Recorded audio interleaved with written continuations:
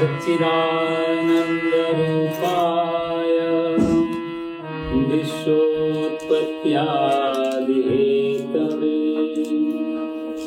तापत्रय विनाशाय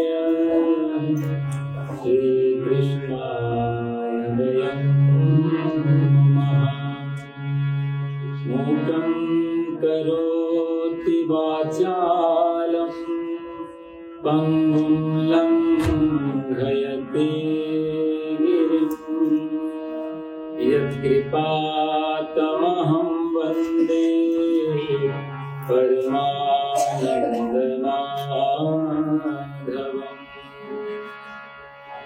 वसुदेवसुतं देवं कंसचाणूरमर्दनम् देवकी परमानन्दम् कृष्णं वन्दे जगद्गुरुम्। योऽन्तः प्रवेश्य मम वाचमिमां प्रसुप्ताम् सञ्जीवयत्यखिलशक्तिधर स्वधाम्ना अन्यस्तहस्तचरणाश्रवण त्वदादि प्राणान्नमो भगवते पुरुषाय तुभ्यं। प्राणान्नमो भगवते पुरुषाय तुभ्यं। बोलो गीता माता की, सच्चिदानंद भगवान की।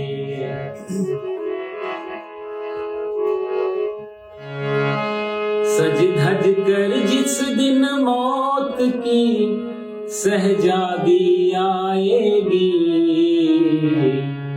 सज धज कर जिस दिन मौत की सहजादी आएगी, न सोना काम आएगा न चांदी आएगी, न सोना काम आएगा न। सज धज कर जिस दिन मौत की सहजादी आएगी, ना सोना काम आएगा न चांदी आएगी, ना सोना काम आएगा न।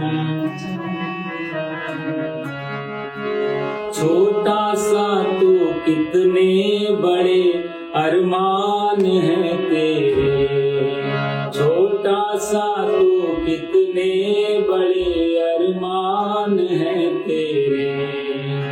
मिट्टी का तो सब सोने के सामान है तेरे, मिट्टी का तो सब सोने के। मिट्टी की काया मिट्टी में, मिट्टी की काया मिट्टी में एक दिन समाएगी, ना सोना काम आएगा न चांदी आएगी, ना सोना काम आएगा न चांदी, ना सोना काम आएगा न।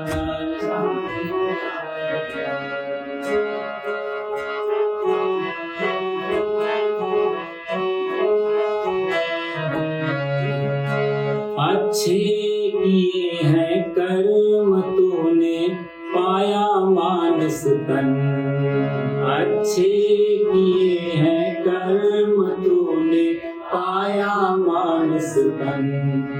फिर पाप में डूबा है क्यों ये मूर्ख तेरा मन, फिर पाप में डूबा है क्यों ये तेरा मूर्ख मन। ये पाप की नैया, ये पाप की नैया तुझे जिस दिन डुबाएगी ना सोना काम आएगा, चांदी आएगी ना सोना काम आएगा, ना सोना काम आएगा, ना चांदी आएगी, ना सोना काम आएगा, ना चांदी आएगा।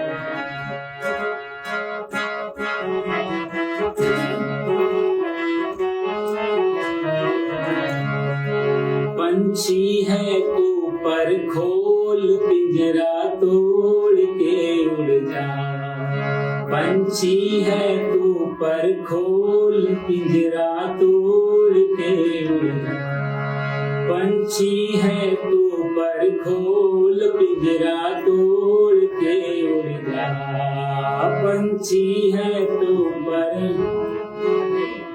तोड़ के उड़ जा, माया महल के सारे बंधन तोड़ के उड़ जा, माया महल के सारे बंधन तोड़ के उड़ जा, दिल की धड़कन में मौत जिस दिन, दिल की धड़कन में मौत जिस दिन गुनगुनाएगी, ना सोना काम आएगा, ना चांदी आएगी, ना सोना काम आएगा, ना चांदी आएगा।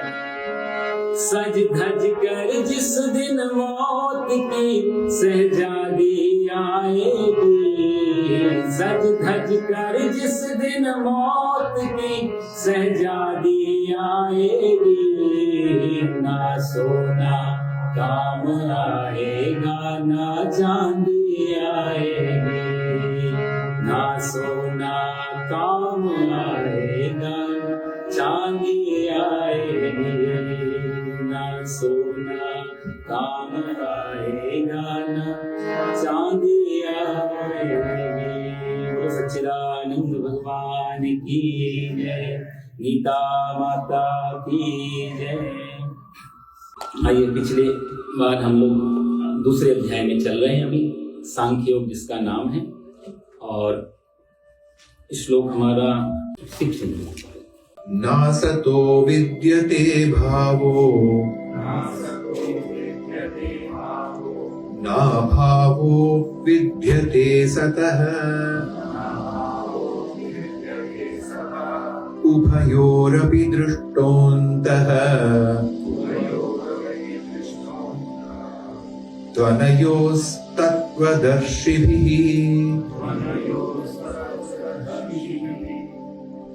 ये श्लोक बहुत बढ़िया है। कहा जाए तो दूसरे अध्याय का जो 2-4 श्लोक हैं जो बहुत प्रमुख हैं, मुख्य हैं, उनमें से है ये। और गीता का ये समझने का एक बहुत अच्छा द्वार है ये श्लोक, क्योंकि आगे काफी श्लोक में काफी भगवान इसी की ही लंबी व्याख्या करेंगे, जो 16 है, 17 है, 18 है। तो ये इसी में उन्होंने आगे जो 4-5 श्लोक बोलने वाले भगवान, उन्होंने काफी कुछ इसमें कह दिया, और लगा कि अर्जुन को समझ में नहीं आया, तो फिर उन्होंने आगे व्याख्या की है। भगवान कितनी सुंदर बात कह रहे हैं कि नासतो विद्यते भावो, ना असत, असत जो है उसका भाव, भाव का मतलब होना, भू सत्तायाम एक धातु होती, तो जो असत है उसका भाव ना है, नहीं है। और ना भावो विद्यते सतः, जो सत है उसका ना अभावे विद्यते। अब जो असत का भाव नहीं है और सत का अभाव नहीं है, ये दोनों, तो यहां जो भावो बोल रहे हैं वही आगे शब्द में विद्यते शब्द लगा है पहली लाइन में। थोड़ा यदि आप संस्कृत का आनंद लें तो यहां पर कहिए कि सत का अभाव नहीं है, उसके लिए यहाँ भगवान कहते हैं भावो, भाव शब्द। और अगली लाइन में कहते हैं ना भावो विद्यते सतः। तो जो भाव शब्द है उसी को ही दूसरे अर्थ में, दूसरे शब्द में उन्होंने विद्यते, विद शब्द। तो विद जो धातु है, विद जो रूट वर्ड है विद, वही अर्थ जो है भाव शब्द में है। कहना ये चाहते हैं भगवान कि जो सत है उसका अभाव नहीं है और जो असत है उसका भाव नहीं है। आप लोग यदि साथ में किताब भी लेकर के देखेंगे ना, अर्थ को अच्छा लगेगा। यहाँ पे देखो, नासतो विद्यते भाव, असत का विद्यते मतलब है, भाव मतलब उसका जो होना। तो असत का भाव नहीं है और सतः विद्यते न अभाव, जो सत है उसका अभाव नहीं है। अगली लाइन में भगवान कहते हैं उभयोरपि, इन दोनों को भी, दोनों को जो तत्वदर्शी भी, जो तत्वदर्शी हैं, महापुरुष हैं जिन्होंने तत्व का दर्शन किया है, अनयोः इनमें अपि ही तत्व, अपि ही अंता दृष्टवा, उन्होंने ही तत्व को देखा, अर्थात जो है उन्होंने अनुभव किया है। यहां भगवान कहते हैं कि जिन्होंने जान लिया है सत और असत, ऐसे तत्वदर्शियों का भी ये अनुभव है। यहां भगवान ने दृष्टा शब्द दिया। पुराने समय में क्या होता था कि हमारे यहाँ मंत्र दृष्टा भी ऋषि है। एक तो हम लोग जपते हैं मंत्रों को और उनकी शक्ति आती है, तो वो कौन सा मंत्र किस काम आएगा ये कैसे पता लगेगा? जैसे हम लोग बोलते हैं कि यदि शारीरिक अस्वस्थता है तो महामृत्युंजय का जाप करो, यदि संस्कृत नहीं पढ़ सकते तो हनुमान चालीसा का नासे रोग हरे सब पीड़ा। तो नासे रोग हरे सब पीड़ा वो तो समझ में आता है, रोग का नाश करते हैं, लेकिन महामृत्युंजय का अर्थ तो बहुत लोगों को नहीं मालूम होगा। तो कैसे मालूम पड़ा? आपने सुना किसी से, उनको कैसे मालूम पड़ा? और वहां कोई ऐसा है, यदि हम महामृत्युंजय यदि मंत्र की व्याख्या करने जाएंगे तो 1 घंटा निकल जाएगा। यजामहे, हम यजन करते हैं किसका? अर्थ बिल्कुल अलग है, उसमें रोग का कोई लेना देना नहीं है। तो ये देखने के लिए कोई तो चाहिए कि इस अर्थ को जो हम ये प्रोनाउंस कर रहे हैं तो इसका क्या असर आ रहा है हमारे पे, क्या इम्पैक्ट पड़ रहा है, क्या उसका।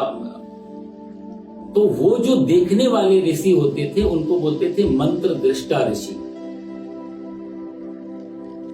उनको दिखाई देती थी सारी चीजें कि ये शब्द बोलने से कैसी फ्रीक्वेंसी, कैसी वेव्स, क्या उसका असर हो रहा है। तो उन सबको तो उन्होंने ये सिद्ध करके दिया कि इन मंत्रों, इसलिए ऐसे भरा पड़ा है कर्मकांड में, तो हर चीज के लिए मंत्र है। और मंत्र अन्यथा नहीं, हम लोग ये जप नहीं पाए या फिर हम उनका पाठ ढंग से नहीं कर पाए, जो उनके नियम। भाई देखो, आप कोई भी चीज लेते हैं तो उसका एक नियम होता है। आप कोई भी सामान बाजार से लाएं, एक ये माइक भी लिया तो इसके साथ मैनुअल तो आता ही है। तो यहाँ आपको इतना अनुभव है कि आप पहले कई बार लगा चुके हैं, तब तो मैनुअल की जरूरत नहीं। लेकिन यदि आप नए हैं तो वो मैनुअल की किताब भेजिए कि इस हिसाब से ये एक छोटी सी चीज को भी इंस्टॉल करना हो तो मैनुअल है। तो इन सब चीजों का भी जो कर्मकांड है, ये पूरा इसका मैनुअल है, इसका पूरा एक प्रोटोकॉल्स है, इसकी विधि है, विधान है। आज भी कलयुग में भी यदि कर्मकांड को विधि पूर्वक किया जाए तो उसके पूर्णता वैसे फल आते हैं जो त्रेता द्वापर सतयुग में आते थे। और कई ऋषियों ने, हमारे कई विद्वान ब्राह्मणों ने इसका अनुसंधान किया। तो मंत्र व्यर्थ नहीं है। जपने की प्रक्रिया, क्योंकि उन सबके, आपका आसन कैसा है, आपका टाइम क्या है, किस समय जप रहे हो, किस समय। देखो जैसे हमारे राग होते हैं, राग में भी कुछ सुबह के राग हैं, प्रातः काल के, ब्रह्म मुहूर्त के, कुछ दोपहर के राग हैं, कुछ सायंकालिक राग हैं। जैसे दीप राग है, उसको आप प्रातः काल ऐसे नहीं गा सकते। इसी दरबार में जब ये अकबर के दरबार तानसेन ने जब दीप राग गाया था तो आप लोग यहाँ सारे दीपक जल गए थे। तो वही शब्दों का ही तो खेल है, कौन सा स्वर कहाँ पे कितना लंबा लगना चाहिए, कितना छोटा लगना चाहिए, कहाँ पे टंकार हो, तो पूरी प्रकृति वाइब्रेट होती है उससे। तो एक एक अक्षर ये व्यर्थ नहीं था अपने यहाँ, इसके बड़े महत्वपूर्ण इनके असर थे। इसलिए संस्कृत भाषा जो है जितनी वैज्ञानिक है पृथ्वी पे दूसरी कोई भाषा, बाकी सब काम चलाओ भाषाएं हैं। एक आपसे वार्तालाप करने, कोई कम्युनिकेशन करना है तो कैसे करें, तो भाषा एक माध्यम हो जाती है, तो एक भाषा रख दी गई। लेकिन उसके पीछे कुछ ऐसा वैज्ञानिक कारण नहीं दिखता है भाषा, लेकिन संस्कृत के पीछे बहुत वैज्ञानिक कारण है। आप जब बोलते हो ध, तो ध बोलते हुए पूरे फेफड़े, आप कभी देखना प्रोनाउंस करके शुद्ध तरीके, आपके फेफड़ों में उसका असर जाएगा।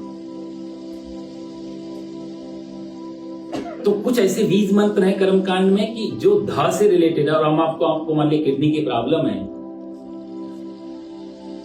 तो आपको वो कुछ बीज मंत्र दिए जाएंगे, वो निकाल के आप उनका प्रोनाउंस करेंगे तो आपका अच्छी खासी एक्सरसाइज भी हो रही है और मंत्र का जाप भी चल रहा है। तो ये रोगनाश के लिए भी ये अक्षर काम करते थे, और वो तन के रोग नहीं, मन के भी रोग के लिए भी हेल्प मिलती थी। तो संस्कृत भाषा अपने आप में, वो तो संस्कृत एक दिव्य वाणी है, कभी इस पे, और इतनी वैज्ञानिक है, जो लिखी जाती है वही बोली जाती है, जो बोली जाती है वही, कोई अंतर नहीं। एक अक्षर भी यदि आप संस्कृत का हटा देंगे इधर उधर, जैसे एक अभी हम थोड़े पहले दूसरे अध्याय में, नहीं पहले अध्याय में अर्जुन का वो श्लोक पढ़ रहे थे। वो अर्जुन कहता है कि ये लोग मर जाएंगे तो वर्ण संकर पैदा होंगे, वर्ण संकर पैदा, तो संकरो नरकायैव कुलज्ञानाम कुलस्त्रिया, ये श्लोक था ना इसमें पहले अध्याय में, कि जब वर्ण संकर पैदा होंगे तो वर्ण संकर क्या होंगे, संकरो नरक, वो नरक की तरफ ले जाएंगे हमें। तो संकरो नरकायैव सब, और सा है जो है वो एस वाला सा, एस वाला सा नहीं है, शंकर वाला सा नहीं है। अब एक देखो आप कितनी खूबी है, आपने कहा संकरो नरकायैव, तो वर्ण संकर नरक को ले जाएंगे। अब एक विद्वान कोई पढ़ रहे थे, तो अब संस्कृत विचारों को आता नहीं, तो उन्होंने जो हिंदी थी, हिंदी तो कह रहे शंकरो नरकायैव, मतलब शंकर जी नरक को गए। अर्थ बदल गया तुरंत, शंकरो नरकायैव, शंकर जी नरक को गए, और संकरो नरकायैव, शंकर जो है नरक को ले जाने वाले होते। ये विशेषता है संस्कृत की। तो इतनी गंभीरता से ये भाषा है कि यदि इसको उसी हिसाब से पढ़ा जाए, पाठ किया जाए, तो इनके बहुत चमत्कारिक रूप से असर आते हैं। बहुत अच्छा है भाषा। खैर, तो भाव यह है कि भगवान कहना चाहते हैं, नासतो, असत का अभाव, असत का अभाव नहीं है, और सत की कोई सत्ता नहीं है, सत कभी है और सत कभी का उसका अभाव नहीं है। उभयोरपि, दोनों को ही तत्वदर्शियों ने अच्छी तरह से देखा है, अनुभव किया है, और तब ये बात रखी गई। अब सत क्या है, असत क्या है क्या है कि दो चीजें हैं। कबीरदास भी कहते हैं ना अपने, जड़ चेतन दो तत्व हैं। ये दो चीजों से मिलकर संसार बना है। कोई भी चीज आप दो है, दिन है तो रात है, सुबह है तो शाम है, सुख है तो दुख है। तो ऐसे ही संसार, इसमें ये तो लौकिक भाषा है। यदि आध्यात्मिक दृष्टि से देखें तो दो चीजों से संसार है, एक सत संसार है, एक असत संसार है। तो भगवान कहते हैं जो असत है उसकी कोई सत्ता नहीं है, वो कभी है ही नहीं, और जो सत है उसका कभी अभाव नहीं, वो हमेशा से है। थोड़ा कठिन है ये श्लोक, इसलिए थोड़ा आप समझ, और समझ में नहीं आए तो पूछ सकते हैं बीच में, क्योंकि इस श्लोक को समझने के लिए आगे 3 श्लोक बहुत आसान हो जाए। तो दो शब्द हो गए, सत और असत। सत उसे हम कहेंगे जिसका कभी भी अभाव, मतलब जो कभी भी एब्सेंस नहीं है, जो हमेशा प्रेजेंट है, हमेशा से है। और जो असत, अब ऐसी चीजें आप बहुत सारी देख सकते हो भाई। हम कई महापुरुष शरीर पे ले जाते हैं बात को। मान लीजिए मिट्टी का घड़ा है, आसान हो जाएगा समझना। अब जो घड़ा है वो घड़ा कभी तो बना, और जब बना नहीं था तब घड़ा नहीं था और शब्द भी नहीं था, तो पीछे क्या था, मिट्टी। मिट्टी से कुम्हार ने घड़ा बनाया, तो उसी मिट्टी को एक शेप दिया और घड़ा बनके तैयार हो गया। आने वाले कुछ समय के बाद घड़ा धीरे धीरे खत्म हो जाएगा, फूट जाएगा। घड़ा फूट जाएगा तो पीछे फिर से बच गई मिट्टी। तो ये 3 रूप यहाँ पे आए, पहले मिट्टी, बीच में घड़ा और फिर से वापस मिट्टी हो गई।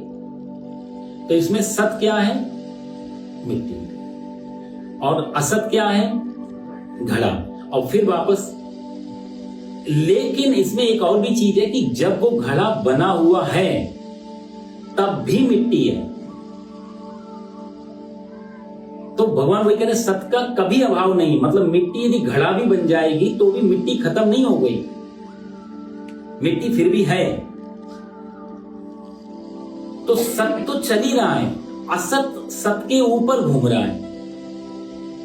कई बार महापुरुष क्या करते हैं, कई प्रवचन में देखता हूं, वो कहते हैं कि असत मतलब जो नहीं है। उन्होंने 3 शब्द लिए, कुछ टीकाओं में मैंने देखा, कुछ जगह उन्होंने 3 शब्द उठाए यहां से। भगवान ने यहां 2 शब्द लिए, सत और असत। उन्होंने कहा एक सत है, एक असत है और बीच में एक मिथ्या है। सत का मतलब जो सदा है, हमेशा है, सदा से था, हमेशा रहेगा, जिसका पास्ट भी है, प्रेजेंट भी है और फ्यूचर भी है। असत मतलब जो कभी नहीं था, ना पहले था, ना अब है, ना आगे रहेगा, वो असत। और बीच में जो सत और असत के बीच में जो समय है, जो संधि काल है, वो है मिथ्या। तो उन्होंने क्या किया कि जो मिथ्या शब्द लिया, यदि हम असत को देखें, यदि कोई चीज है ही नहीं, और जिसने इसका खंडन किया मिथ्या शब्द का, उसने कहा कि यदि जो चीज है ही नहीं, कभी नहीं थी, तो उसको असत कहना भी गलत है। क्योंकि जो है ही नहीं उसको कुछ भी कहना गलत हो जाएगा। असत उसको कहना जिसको जो कभी तो रहा हो,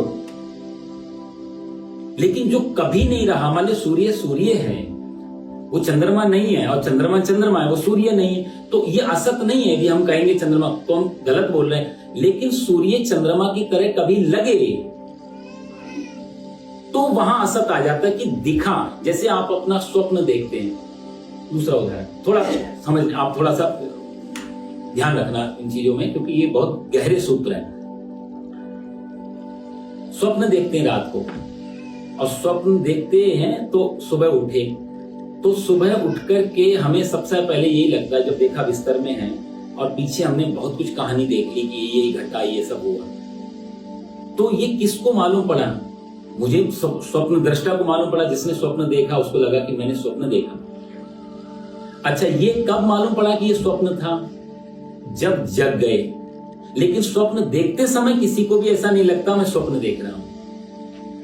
ये बड़ी मजे की बात है कि स्वप्न देखते समय कभी किसी को एहसास नहीं होता कि ये मेरा स्वप्न है। स्वप्न की एक विशेषता भी है, स्वप्न की खासियत यह है स्वप्न कि जब आपको लग जाएगा कि ये मेरा स्वप्न है, स्वप्न तत्काल खत्म हो जाएगा। और ऐसा अनुभव किया है। ये आगे श्लोक आएगा सर 6ठे अध्याय में, या निशा सर्वभूतानां तस्यां जागृति संयमी यस्यां जागृति भूतानि सा निशा पश्यतो मुनेः। ये श्लोक की जब व्याख्या आएगी तो मैं इसको और लंबा करके करूंगी। ये श्लोक कहते हैं जब सारी दुनिया, या निशा सर्वभूता, जब सारी दुनिया सोती है, तस्याम जागृति संयमी, संयमी पुरुष उठ करके भजन करते हैं, वो ध्यान करते हैं, वो पूजा, वो जागृत अवस्था में रहते हैं, वो कभी नहीं सोते। यस्याम जागृति भूतानि सा निशा पश्यत, और जो दुनिया वालों के लिए दिन होता है, सा निशा पश्यतो मुनेः, वो तत्वदर्शियों के लिए वो रात्रि के समान है। तुलसी बाबा भी इसी श्लोक की व्याख्या रामचरितमानस में करते हैं। मोह निशा जग सोवनिहारा देखई स्वप्न अनेक प्रकारा।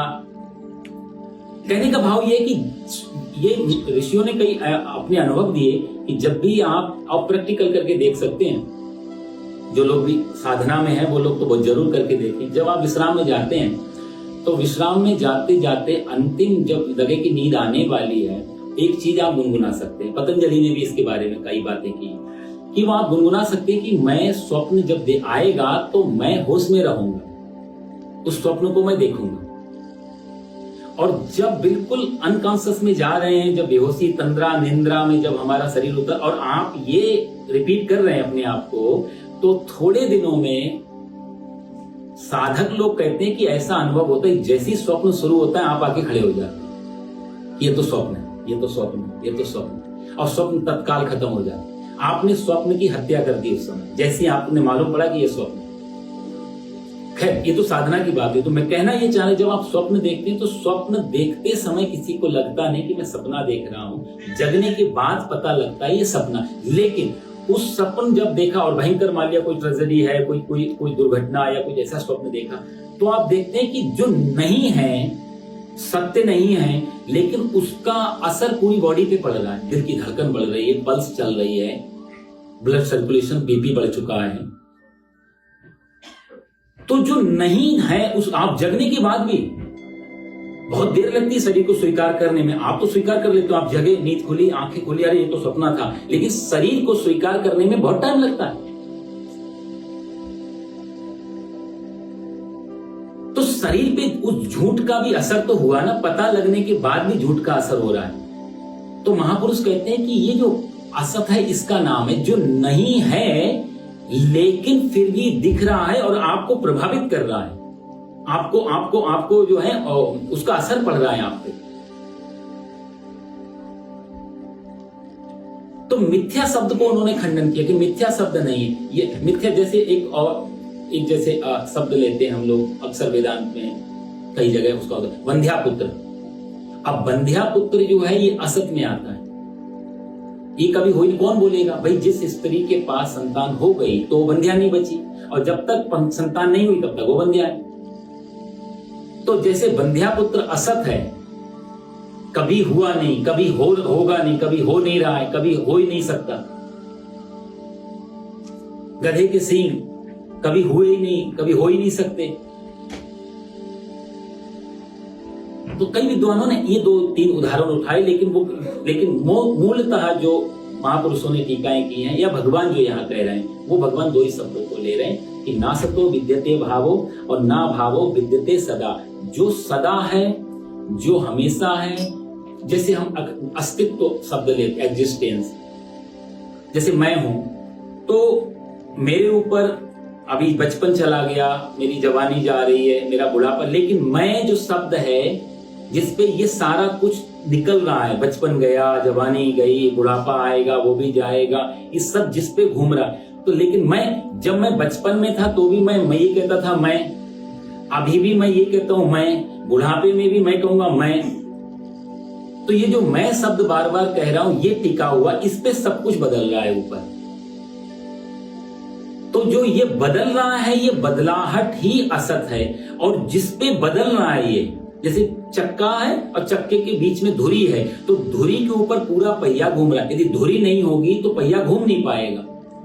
मजे की बात है कि पहिए को घूमने के लिए एक कील, एक धुरी ऐसी चाहिए जो नहीं घूमे, तभी घूम पाएगा। असत को भी एक ऐसा आधार चाहिए जो सत हो, क्योंकि झूठ पे तो झूठ चल ही नहीं पाए। यदि आदमी ये कहे कि भैया मैं झूठ बोल रहा हूं, तो कौन भरोसा करे? तो झूठे व्यक्ति को भी ये तो कहना ही पड़ता है, देखो मैं सत्य बोल रहा हूं, मैं झूठ नहीं बोलता। और जो साइकोलॉजी तो कहती है, जो जितनी जोर से कहता है कि मैं हमेशा सच बोलता हूं, उस पर हमेशा डाउट करो, वो खतरनाक व्यक्ति है, वो झूठ जरूर बोलता। तो इतनी जोर से कहने की जरूरत ही क्या? इतना जोर लगा रहे, इसका मतलब अंदर झूठ भरा हुआ है। एक आदमी गया, गुरुजी कुछ शिक्षा दे दो। कौन क्या करता है? बोला मैं चोर हूं। गुरुजी बोले तू चोरी छोड़ेगा? बोला नहीं, चोरी तो नहीं छोड़ूंगा, लेकिन कुछ बताओ कि मेरा कल्याण हो जाए। बोला अच्छा ऐसा कर, चोरी मत छोड़, हमेशा सत्य बोला कर। ठीक है गुरुजी, बात पकड़ ली, हमेशा सच बोलूंगा। एक दिन चोरी करने गया, चोरी करके सामान ला रहा था, रास्ते में पुलिस वाला मिल गया। पुलिस वाले ने पूछा कौन है, कहाँ जा रहा है? तो कौन है पूछा, तो उसने बोला मैं चोर हूं। तो पुलिस वाले ने 2 झापड़ लगाए। पुलिस वाले से मजाक करता है, तो कौन कहेगा मैं चोर हूं, वो भी पुलिस वाले से। तो सत्य को यदि, असत को यदि चलना, भाई खोटे सिक्कों भी चलना है, तो जो असली असली की तरह तो दिखना चाहिए। असली के आपने नकली नोट भी चलाना है तो दिखना तो असली की तरह चाहिए ना। नकली नोट नकली की तरह बना दिया जिसका असली से कोई स्वरूप नहीं मैच कर रहा है तो कैसे चलेगा वो। तो असत को चलने के लिए सत की जरूरत पड़ती है और वो सत सदा रहता है और असत चलता है, थक जाता है, खत्म हो जाता है, लेकिन सत हमेशा बीच में बना रहता। ना सतो विद्यते भावो और ना भावो विद्यते सदा। जैसे कि महापुरुष कहते हैं कि ये रामसुखदास जी ने हमारे भारत में ना 2-3 महात्मा ऐसे हुए जिन्होंने इतनी अच्छी टीका लिखी है। आप सब लोग बल्कि ये ले लिया करो, कभी कभी समझ में कोई चीज नहीं आए तो ये बहुत सरल तरीके से उन्होंने लिखा।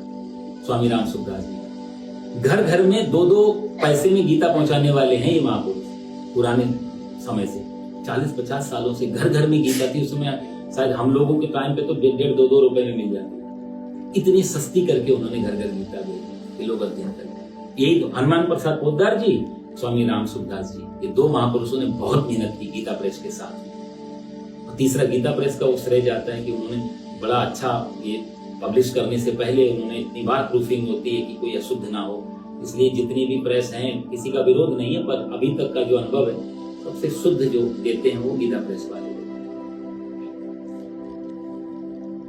तो इन्होंने बहुत सुंदर तरीके से लिखा है। तो कहते हैं कि जैसे कि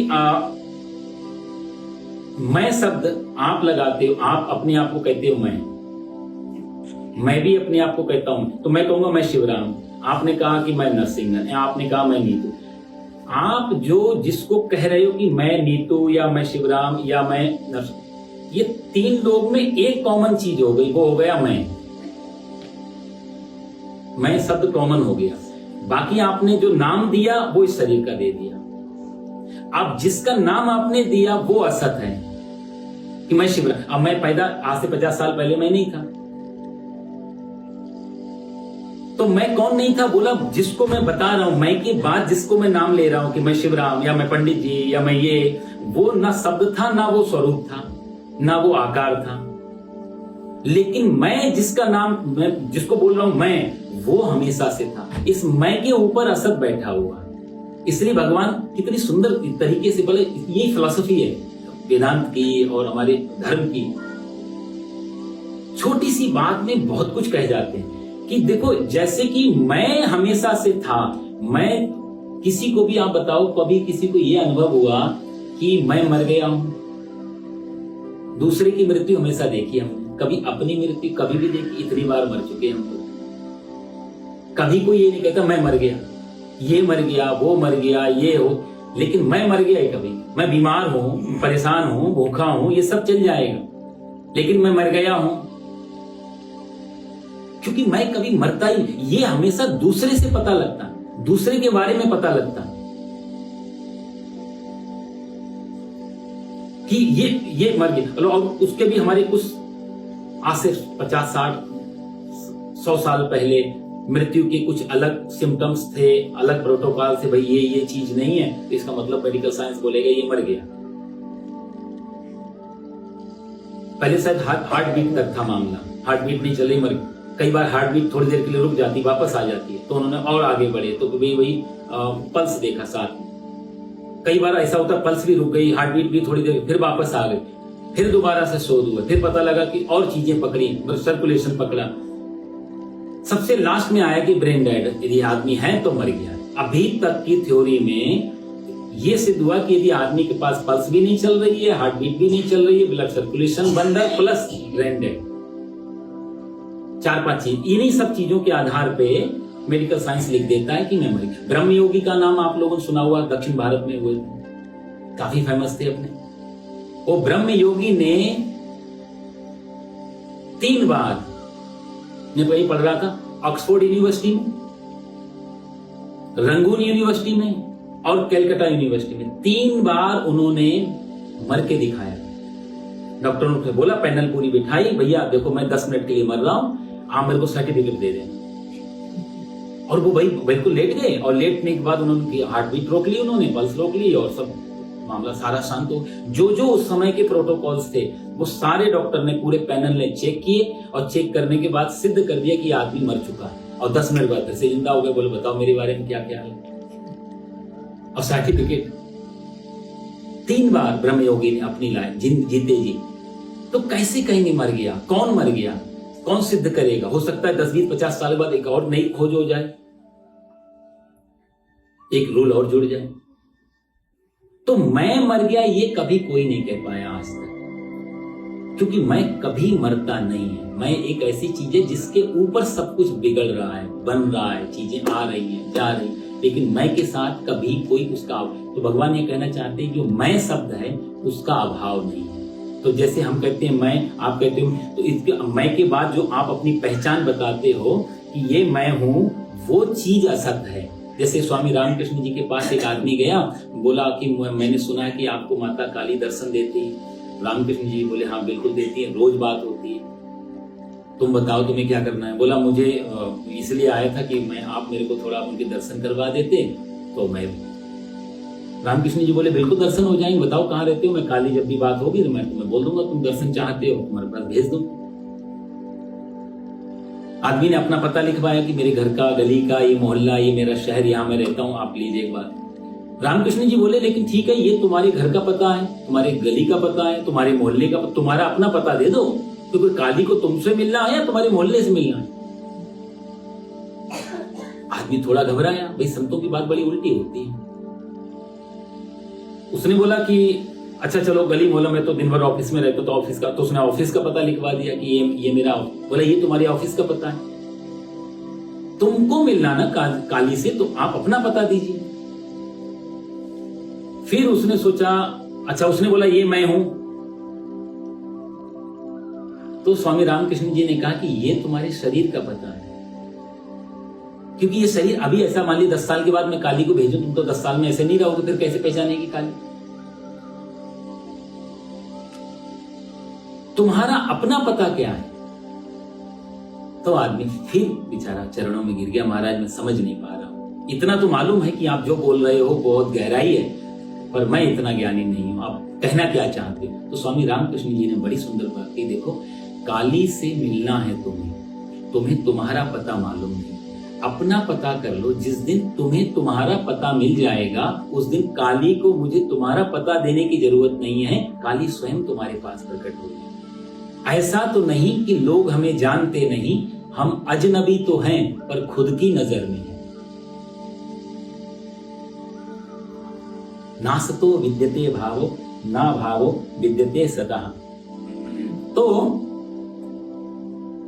सत का असत का, अब क्योंकि अर्जुन की डर था ना, अर्जुन ये कह रहा था कि ये सब मर जाएंगे, क्योंकि वो शरीर को देख रहा था, वो रूप, आकृति, नाम, जो क्योंकि उसकी पहचान वहीं तक थी। वो एक नाम देख रहा है कि पितामह भीष्म है, ये उनका शरीर है, ये इनका स्वरूप है, उसको देख रहा है। भगवान कुछ दूसरी बात कर, वो कह रहे हैं जो तू आज स्वरूप देख रहा है ये आज से 50 साल पहले नहीं था, आने वाले 50 साल के बाद नहीं रहेगा, ये तो वैसे भी मरेगा, ये तो था ही नहीं कभी। अच्छा जब ये चीज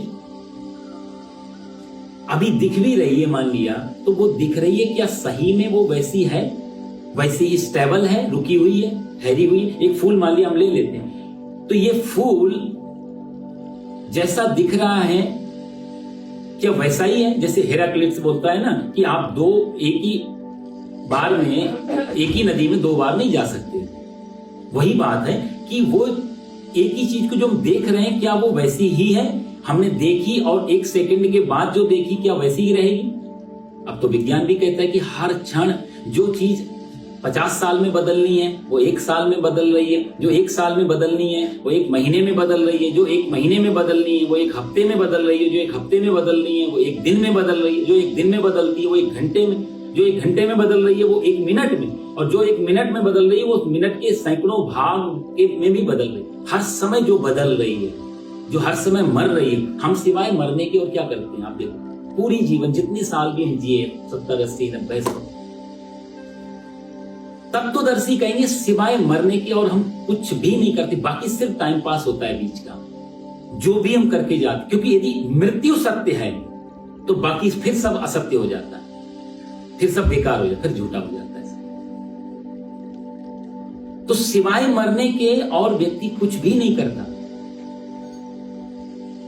आयु चाहे, अब कछुए की आयु 500 साल होती है, इससे क्या फर्क? कछुए के लिए हम बहुत बच्चे, हमारे सामने जो गर्मी सर्दी के मिश्रण से बहुत सारे जीव पैदा होते हैं, मक्खी मच्छर, उनकी आयु थोड़ी समय की होती है, हमारे लिए वो बिल्कुल बच्चे की तरह पैदा हुए और खत्म हुए। कई प्राणी ऐसे रहे जो हजारों हजार साल जीते थे, उनके लिए हमारा कोई अस्तित्व नहीं, कब आए कब गए। तो टाइम की लेंथ कितनी लंबी है, कितना जीवन लंबा, उसका कोई फर्क नहीं। लेकिन यदि इसको नहीं जाना तो जितना भी जो जानकारी है या जो भी हमने जीवन में किया वो सारा फिर व्यर्थ हो जाए। अर्जुन की पीड़ा यही थी कि जो ये दिख रहे हैं, जो हमारे सामने हैं, ये मर जाएंगे। भगवान श्री कृष्ण बार बार अभी तक सांख्य योग है पूरा ज्ञान, क्योंकि अर्जुन ने ज्ञान का प्रश्न उठाया था, भगवान भी उसी स्तर से बात कर रहे हैं कि अर्जुन जो सदा से है। अच्छा, इसके लिए ये भी कहना गलत है कि इसके सत के लिए यदि हम कोई टाइम फ्रेम रखते ना कि ये पास्ट में भी था या प्रेजेंट में भी और फ्यूचर में भी रहेगा, तो इससे भी हम सीमा बांध रहे हैं। जहां सीमा बांधे, जैसे हम बोलते हैं ये बहुत बड़ा है, बहुत बड़ा मतलब कहीं तो खत्म होता है। आत्मा के साथ, परमात्मा के साथ ये भी शब्द उसके साथ अन्याय कर जाता है, क्योंकि जो है ही हमेशा, उसके लिए कुछ भी कहना, उसके लिए कोई भी शब्द देना, मतलब उसकी जो मर्यादा है उसको तोड़ देना जैसा होता है। जो सदा से है, अनंत से है, हम नहीं थे तब भी था, हम हैं तब भी है, हम नहीं रहेंगे तब भी। तो कोई जैसे कोई पूछता है कि पहले मुर्गी या पहले अंडा, अब ये एक तरीके का ऐसा क्वेश्चन है, इसका उत्तर कभी कोई हो ही नहीं सकता। आप कहेंगे पहले अंडा आया, तो फिर अंडा कहां से आया? बिना मुर्गी के अंडा नहीं हो सकता। आप कहें मुर्गी आती तो मुर्गी कैसे आई? बिना मुर्गी के कोई उत्तर ही नहीं। उसमें ये युग पथ्य है एक तरीके का। जो मुर्गी है वही पास्ट का अंडा है, और जो अंडा है वही होने वाली मुर्गी है, इतना ही कह सकते। तो जो सदा से है, जो हमेशा से है, जिसका कभी कोई विनाश नहीं है, वहां पर वही सत है। और जो है तो सही, लेकिन होने पर भी जिसका कोई भाव नहीं है। आप और सरल तरीके समझें, जो असत और सत के लिए जिसका नाप तौल हो, जिसकी एक सीमा हो, जिसका एक समय हो, दो है के बीच में जो आए वो असत। जैसे कि मैं पहले भी था, मैं बाद में भी रहूंगा, और मेरे दोनों है के बीच में जो ये बीच में शरीर आ गया, ये असत हो गया। दो है के बीच में जो एक नहीं है आता है, वही असत है। तो एक दूसरा तरीका कि इसके साथ टाइम फ्रेम होता है। जो भी चीज आप सोच सकते हो, आप पकड़ सकते हो, जो इंद्रियों से महसूस कर सकते हो, जिनको आप एक्सप्लेन कर सकते हो, आगे भगवान कहेंगे इसी बारे में, अप्रमेयस्य, जिनके बारे में आपकी इंद्रियां जहां तक पकड़ सकती हैं, आंख जहां तक जा सकती है, कान जो सुन सकते हैं, जो भी इंद्रियों की पकड़ में है, वो सब कुछ असत है। और जो इंद्रियों की पकड़ में नहीं है, वही सत है। ना सतो विद्यते भावो, ना भावो विद्यते सता।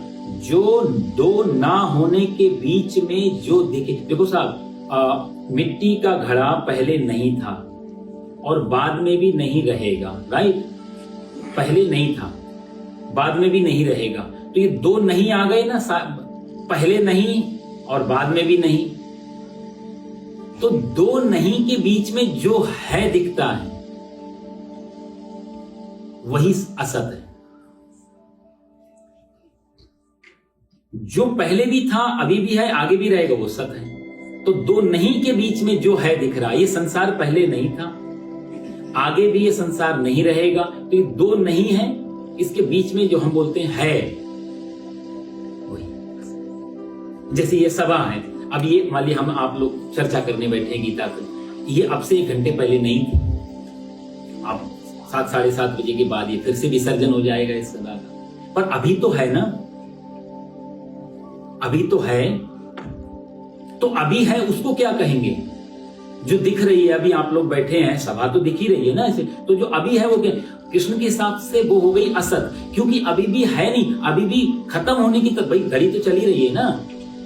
अब मैं इसको इस हिसाब से नहीं खींच सकता कि रात के 10 बजे तक, एक टाइम फ्रेम रखा है 7 से 7:30 के बीच में पूरा करना है, तो अभी भी है नहीं, अभी भी हो रही है और समाप्ति की ओर जा रही है। तो आप कितना सुंदर यहाँ पर अर्थ निकलते हैं कि जो चीज समाप्ति की तरफ, खत्म होने की तरफ, जैसे हमने इसको शुरू किया, सच्चिदानंद रूप आया, उसी क्षण से ये समाप्ति की ओर चलने लगी। तो हमको दिखता है जैसे एक बच्चा, हम देवते है, तत्वदर्शी उसको है नहीं बोलेंगे, उसको जैसे हम पिछली क्लास में बात करें कि बच्चा है की स्थिति में नहीं, बच्चा हो रहा है। क्यों है मतलब जो इज की, जब हम बीइंग और इज, ये दो चीजों की जब हम इज के रूप में लेते हैं वो सिर्फ सत है, और जो बीइंग के रूप में, जो हो रहा के रूप में, वो संसार है। तो बच्चा यदि है में बोलेंगे तो गलत हो, बच्चा हो रहा है, या जवानी की तैयारी में जो है वो अवस्था बचपन, बुढ़ापे की तैयारी में जो अवस्था वो जवानी, मृत्यु की तैयारी में जो अवस्था वो बुढ़ापा। तो हर चीज इस संसार की बीइंग कंटिन्यू के रूप में है, कुछ भी चीज रुकी हुई नहीं है। और जो चीज सरक रही है, जो जिसमें परिवर्तन चल रहा है, एक और भी अर्थ है, जिसमें भी परिवर्तन हो रहा है, जो भी चेंज हो रही है, जो भी बदल रही है, जो भी मोमेंटम में है, वो सब असत है।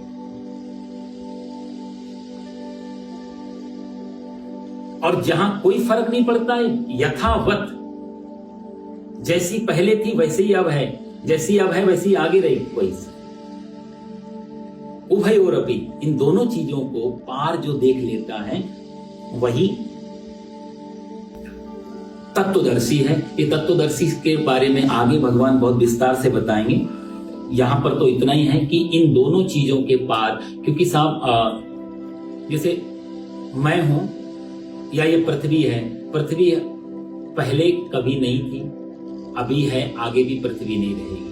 पृथ्वी कहां चली जाएगी? तो हमारे जो पंचीकरण आप लोग पढ़ते हैं, तो इस वेदांत सूत्र में पृथ्वी का जो लय होता है वो जल में होता है, यानी कि पृथ्वी का जन्म का स्थान जल है वेदांत के हिसाब से। ये चर्चा बहुत गंभीर है, आगे आपको उपनिषद वगैरह ब्रह्मसूत्र आदि में बोलते हैं। तो पृथ्वी निकली कहां से? जल से। और जल कहां से निकला? बोला अग्नि से। अग्नि कहां से निकली? वायु से। और वायु का आधार है आकाश। इसलिए वेदांत के पंचीकरण का पहला श्लोक है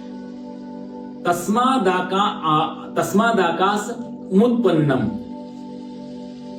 आसीत एकम पर ब्रह्म नित्य मुक्त अविक्रियम। पहले ब्रह्म था, उस ब्रह्म से तस्माद आकाश उत्पन्नम, उससे ये पूरा आकाश का जन्म हुआ, और आकाश से फिर वायु, और वायु के अंदर से फिर जल, और जल के अंदर से अग्नि, और अग्नि के वायु के अंदर से अग्नि, अग्नि के अंदर से जल, और जल के अंदर से फिर पृथ्वी।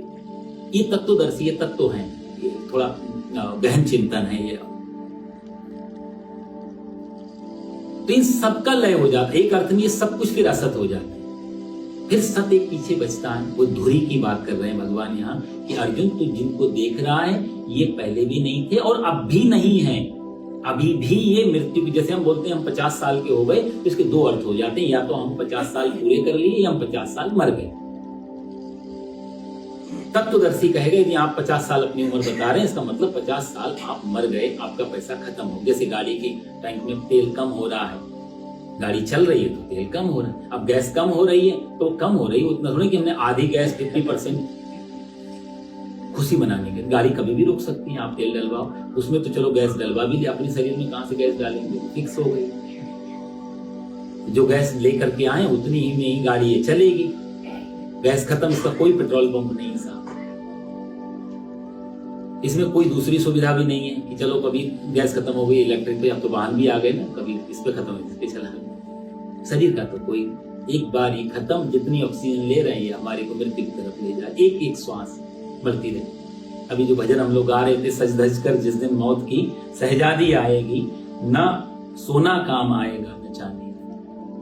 भगवान ये कहना चाहते कि अर्जुन ये सत्य और असत्य के भेद को तू पकड़ ले। देखो साहब, अभी तक यदि हम आत्मचिंतन करें, इस श्लोक के हिसाब से बता रहे, आत्मचिंतन हम जितने भी चीजों को पकड़ते हैं, इंडिविजुअली सोचने जैसी बात है, हम जो जो पकड़ते हैं वो क्या असत पकड़ते हैं या सत पकड़ते हैं। दूसरी, जैसे हम गीता प्रवचन यहाँ सुन रहे हैं,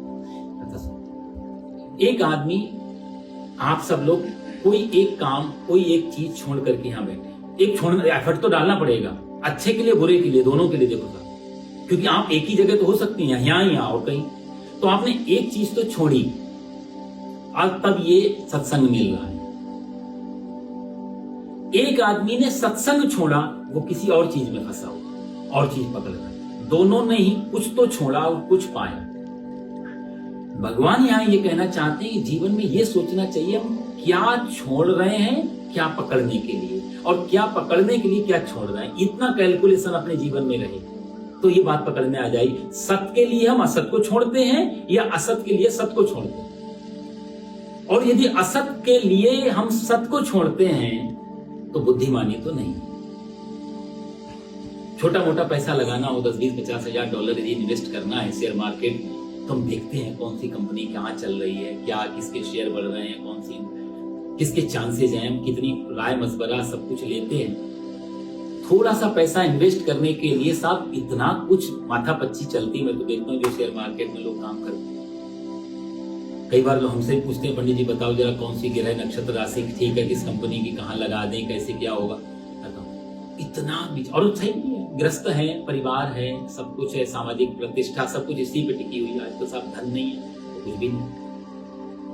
शरीर की बड़ी महिमा तो होना भी चाहिए, लेकिन इतना सोचते हैं थोड़ा सा इन्वेस्ट करने, पूरा जीवन कहाँ इन्वेस्ट हो रहा है, कभी ये भी तो सोचना है सत्य के लिए कि असत के लिए।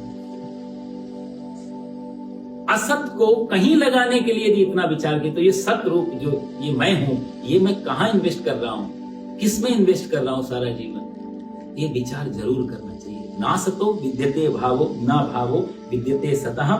इसलिए दूसरा इसमें और भी एक चीज है, देखो साहब, जिसमें एक होता है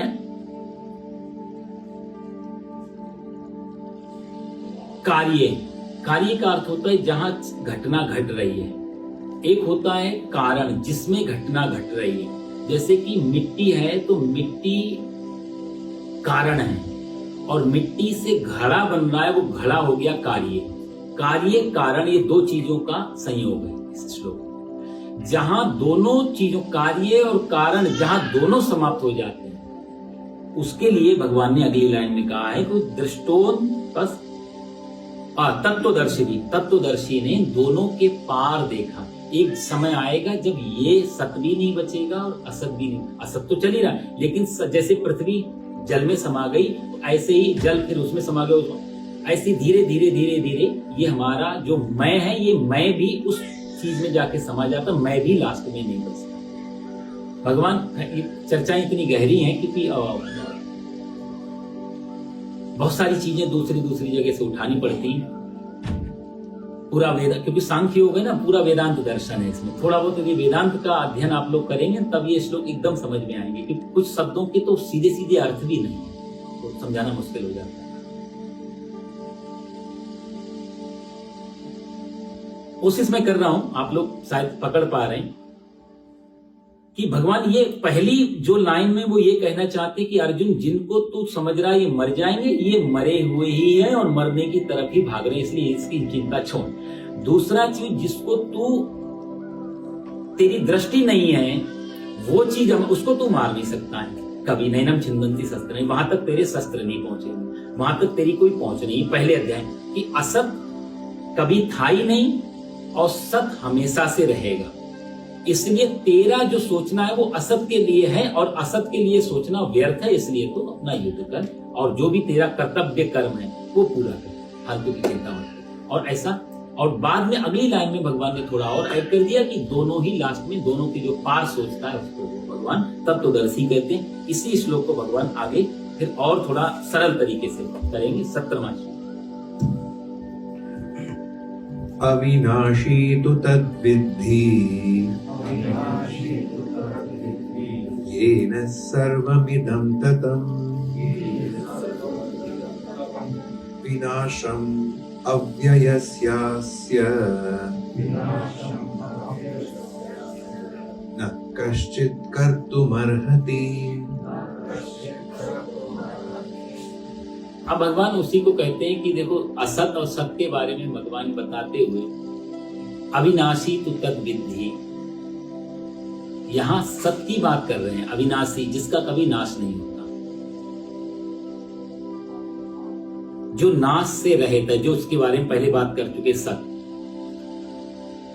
तो यहां भगवान कहते हैं अविनाशी तू तत् विद्धि, तू उसको जान, किसको, जिससे एन इदम सर्वम ततम अस्य अव्यय से, जिससे सारा संपूर्ण, जिसमें सब समाया हो। अविनाशी कौन है? जिसमें ये सारी चीजें समाई हुई हैं, जिसमें सब व्याप्त है। और इस अस्य अव्यस्य, इस अविनाशी का विनाशनम, विनाश कश्चित न कर्तुम अर्हति, इसका कोई भी विनाश नहीं कर सकता। वही बात को भगवान थोड़ा सा सरल करके कर रहे हैं कि अविनाशी का नाश संभव नहीं है, जिसको महर्षि रमण कहते थे कि मौत की भी मौत आएगी जब मेरी मौत आएगी, मैं तभी मरूंगा जब मृत्यु की भी मृत्यु आ जाएगी। तो अविनाशी का मतलब होता है कि जिसका कभी कोई विनाश नहीं होता, जिसके बारे में, सत्य के बारे में भगवान ने बताया, वही यहां अविनाशी शब्द को लिया भगवान ने। तो हम जो दिख रहे हैं ये तो नाशवान है, और इसके भीतर जो बैठा हुआ है वो नाशी, अविनाशी है, और हम सब अविनाशी इस अर्थ में। जैसे आप बोल रहे ना कि मैं, तो आप सब लोग अपने आप को जो मैं बोलते हो, वो मैं सर्वनाम, प्रोनाउन है।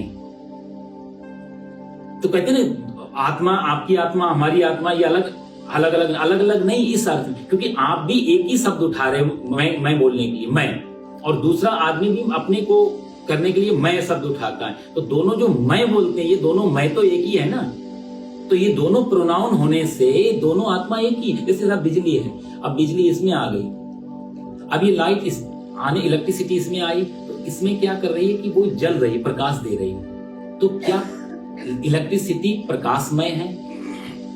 सामान्यता तो ये लगेगा, यदि इसमें लाइट दे रही तो ये लाइट, लेकिन तत्काल यदि एसी इलेक्ट्रिसिटी को पंखे में डाल दिया तो वो हवा देने लगी। तो क्या इलेक्ट्रिसिटी हवा का काम देने का काम करती है? फिर उसको हीटर में डाला तो हीटिंग दे रही है, गर्मी। तो क्या इलेक्ट्रिसिटी हीटिंग, गर्म, और वही एसी में जाके ठंडी दे रही। तो सामान्य व्यक्ति क्या कहेगा कि इलेक्ट्रिसिटी का मतलब क्या? तो जिसने हीटर नहीं देखा, एसी नहीं, वो कहेगा इलेक्ट्रिसिटी मतलब बिजली, मतलब ठंडा, जो ठंडा करे। और जिसने एसी नहीं देखी, हीटर देखा, वो कहेगा बिजली मतलब हीटर। ये दोनों ही गलत हो गए ना कहीं ना कहीं। और यदि आप दोनों को देख रहे हैं तो फिर आप क्या कहेंगे? बिजली का अपना क्या है, कार्य क्या है उसका? बिजली का, कोई पूछे बिजली का क्या काम है? ठंडा करने का काम है कि गर्म करने का काम है? प्रकाश करने का काम है कि अंधेरा करने का काम है?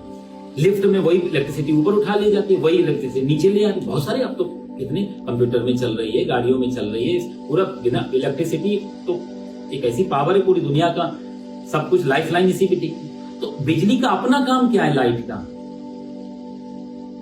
तो कहेंगे बिजली का अपना काम कुछ भी नहीं है,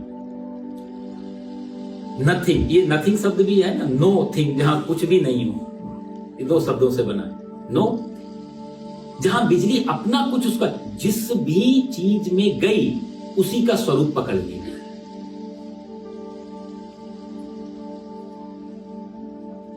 बिजली सिर्फ उपस्थित है यहां पे, और ये उपस्थिति ही इसको लाइट देना काम चालू कर दिया।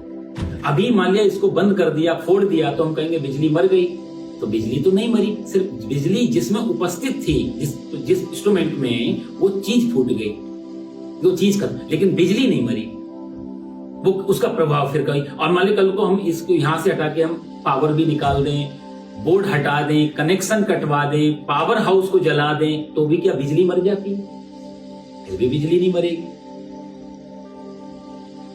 बिजली जिससे उपस्थित हो सकती थी, हमने उन उपकरणों को मार दिया, उन उपकरणों को खत्म कर दिया। ऐसे ही आत्मा का स्वरूप। आत्मा यदि इस शरीर में है तो ये पुरुषवाची में आ गया, स्त्री के शरीर में स्त्रीवाची आ गई, चींटी के शरीर में चींटी में आ गया, हाथी के शरीर में हाथी। एनर्जी वही है। जैसे बिजली कई रूपों में जाकर के, उपकरणों में जाके अपना अपना अलग अलग प्रेजेंस होकर के और अपना अपना प्रभाव, तो हाथी के शरीर में, अच्छा बिजली का कोई ये भी नहीं आकार है, कोई रूप है या कोई ऐसी चीज है, उसका वो भी कुछ नहीं। जिसमें जैसे गई उसने वैसा स्वरूप पकड़ लिया। ऐसे ही वही आत्मा जब चींटी के रूप में जाती है तो चींटी के स्वरूप का स्वभाव और विचार और सब कुछ वैसे पकड़ ले। हाथी में जाती तो हाथी। फिर ये प्रश्न कई बार लोग पूछते, फिर उसका हम पे पर ये आत्मा सबकी एक है और आत्मा निर्विकार है और आत्मा, तो फिर ये दोष, ये अच्छा, ये बुरा, ये सब उसके पीछे फिर अलग विज्ञान है भाई। आप उसका आत्मा से एनर्जी एक चार्ज कर रही है शरीर को, एनर्जी अंदर, उसके पीछे क्या है, फिर आगे जाते मन। आपने कोई चीज दृश्य पकड़ा या कोई उस दृश्य को मन ने, बुद्धि ने निर्णय किया, जैसे आपने कहीं धन देखा पड़ा हुआ, धन देखा तो धन को उठाने का, धन ने, आंखों ने देखा, मन ने उसको तुरंत या संकल्प कि उसको ले लूं या नहीं ले लूं, कोई देख तो नहीं रहा है, तो आपने एक इंफॉर्मेशन अंदर भेज दी, बुद्धि ने बोला ले लो, कोई नहीं देख रहा है, तो वो इंफॉर्मेशन अंदर गई तो चित्त ने तुरंत चिंतन किया कि सही में कुछ नहीं होगा, और ऐसे करके फिर मैं उठा लेता हूं, तो अहंकार ने उसको उठा लिया, धन को आपने चोरी कर ली। तो ये सारा जो चोरी या गलत या सही, ये अंतःकरण चतुष्ट है, इसको बोलते हैं वेदांत, अंतःकरण चतुष्ट, मन बुद्धि चित्त अहंकार, इन पे सारा प्रभाव पड़ता है। ये सारे एक्टिवेटेड है आत्मा से, आत्मा का कोई रोल नहीं है, न चोरी करने में रोल। अच्छा काम भी कर, उससे भी आत्मा का कोई लेना देना नहीं। आत्मा सिर्फ एक तुम्हारे जैसे मन बुद्धि चित्त अहंकार, इनको एक्टिवेट रखती है, और ये शरीर में है। तो जैसे ये शरीर छूटेगा तो वो जो कर्म हमने किए अंतःकरण, उसके साथ सूक्ष्म शरीर मिलेगा, और सूक्ष्म शरीर से ट्रैवल करेंगे, और उसके हिसाब से स्वर्ग नरक दुख जो भी मिलता है उससे आगे बढ़े। आत्मा को इसलिए ना तो दुख मिल रहा है ना सुख मिल रहा है। अब जैसे हम इसको फोड़ रहे हैं तो इसमें इलेक्ट्रिसिटी को जरा भी हानि नहीं पहुंच रही, इसकी जगह हम दूसरा लगा रहे हैं तो उसको भी वहां भी कोई फर्क नहीं पड़ रहा। तो जैसे बिजली को कोई फर्क नहीं पड़ता उपकरण बदल लेने से, उसको यही तार तुरंत यहां से काट करके इन तारों को पंखे में जोड़ दिया तो पंखा घूमने लग जाएगा। जिन तारों से ये बिजली जल रही थी वही तार यदि पंखे में जोड़ दिया, पंखा घूमने की हवा आ गई, तुरंत स्वरूप बदल गया। इसमें बिजली पे कोई फर्क नहीं पड़ता, ऐसे आत्मा पे कोई फर्क नहीं पड़ता। आत्मा के साथ जो ये सूक्ष्म शरीर, ये कारण शरीर, ये दिव्य शरीर, ये भौतिक शरीर, ये स्थूल शरीर, इन सब शरीरों की व्याख्या वो सब आगे चर्चा आएगी, समय आएगा।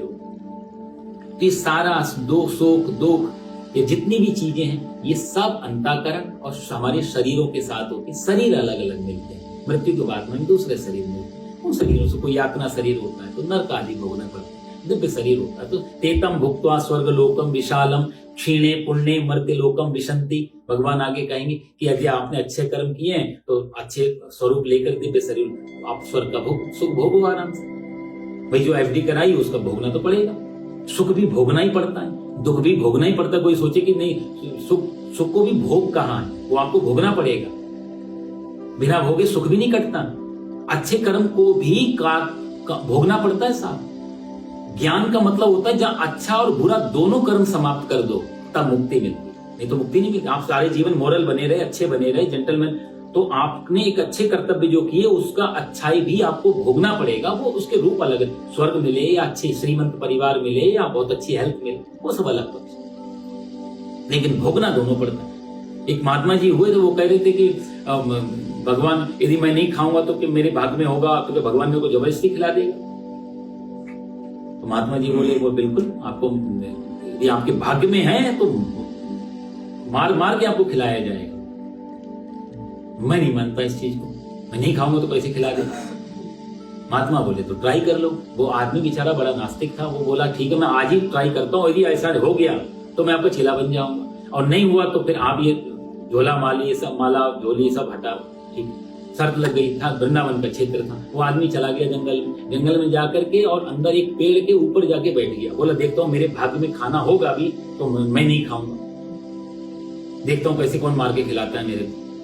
ऊपर जाके बैठ गया बेचारा। अब पेड़ में बैठा हुआ छुप करके कि शाम तक का तो समय काटना है, फिर जाके महात्मा जी से मिल लूंगा। अभी जब सुबह सुबह जाके बैठ गया, दोपहर हो गई, भूख तो बहुत जोर से लग रही, लेकिन बोला खाऊंगा नहीं, छुप के बैठा हुआ। थोड़ी देर में क्या हुआ, उधर से कुछ गाय चराने वाले ग्वालवाल आए, गाय चराने के लिए छोड़ दी। तो ग्वाल वालों ने बोला देखो 12 बज गए, हम लोग जरा भोजन कर लेते हैं, गाय तो चरती रहेंगे। अब ग्वाल वालों ने वो भोजन खोला। अब इस आदमी ने देखा भोजन तो आया जंगल में, पर मैं खाऊंगा ही नहीं, किसी को मालूम नहीं यहाँ बैठा हूं, पर भोजन आया। इसको डाउट तो गया थोड़ा सा कि कम से कम इतने यावान जंगल में भोजन तो आया।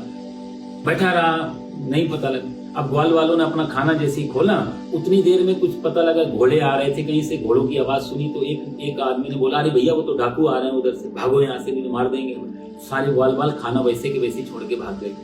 अब इधर से डाकू जब निकले, ताजी ताजी खाने की भाप सुगंधी, सब डाकू रुक गए पेड़ के नीचे। तो डाकू ने बोला, इतना बढ़िया खाना ये और टाइम भी हो रहा है, चलो भोजन कर लेते हैं पहले, डाका तो बाद में डाल लेंगे।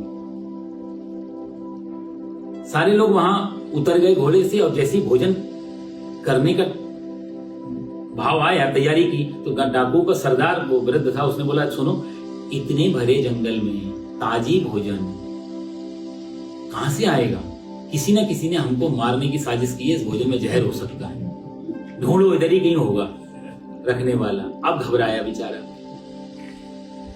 डाकुओं ने ढूंढा, इधर उधर इधर उधर ढूंढा, बंदूकें लेके निकला बाहर, मार देंगे नहीं गोली, तो बेचारे बहुत घबरा गए, और घबरा के पत्ते हिले तो डाकू बोले, उतर नीचे, यही था, इसी ने भोजन में जहर मिलाया था, उतारा नीचे बेचारे को, अब मारेंगे तेरे। बोला, साहब जान से मार दो, लेकिन खाना मत खिलाओ, खाना ही नहीं खाऊंगा आज, पक्का इसने मिलाया हो। और जबरदस्ती उसका मुंह खोला, पकड़ा, मारे झापड़ा, उसके मुंह में निवाला डाला, और जैसे निवाला भीतर गया, बेचारे ने निगल तो लिया, और कहता, महाराज मेरे को छोड़ दो, मालूम पड़ गया यदि भाग्य में हो तो मार मार के भी खिलाना पड़ता है। तो ये संत पता कौन? इस संत का नाम था संत मलूकदास, जिन्होंने बहुत प्रसिद्ध दोहा लिखा था, अजगर करे न चाकरी, पंछी करे न काम, दास मलूका कह गए सबके दाता मलूकदास। तो जो अच्छे कर्मों को भी हमें भोगना ही पड़ता है, किसी भी रूप, बुरे कर्मों को तो भोगना ही पड़ेगा, अच्छे कर्मों को भी भोगना। जहां कर्म खत्म हो जाता है, आगे तीसरा अध्याय, चौथा, पांचवा, छठा, ये सारे अध्याय कर्म योग ही है। तो जो लोग एक्सट्रोवर्ट लोग हैं, जिनको कर्म का बहुत जिज्ञासा है, उन लोगों के लिए बड़े काम के अध्याय आएंगे।